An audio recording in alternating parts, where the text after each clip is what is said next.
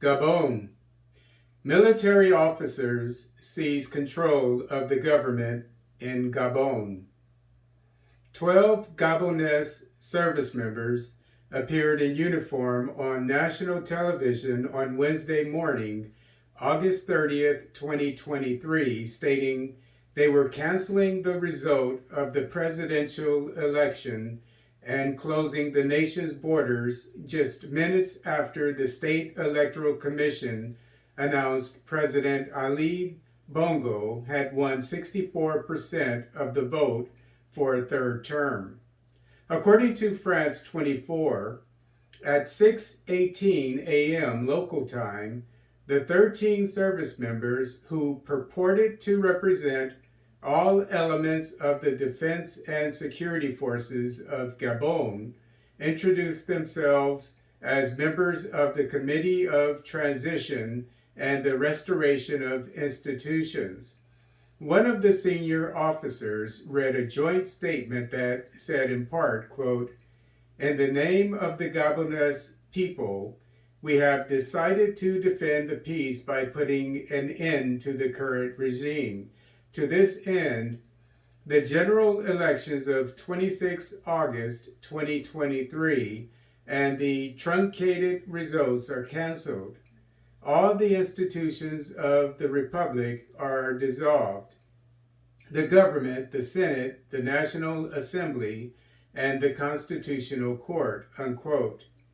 The service members promised to honor all national and international commitments of the government.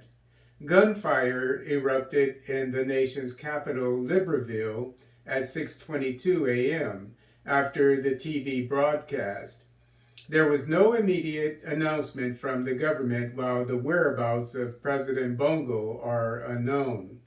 If successful, the coup will end the 56 years of rule of the Bongo dynasty, as Bongo's father, Omar Bongo, held the title of President of Gabon from 1967 to 2009 before his son assumed office.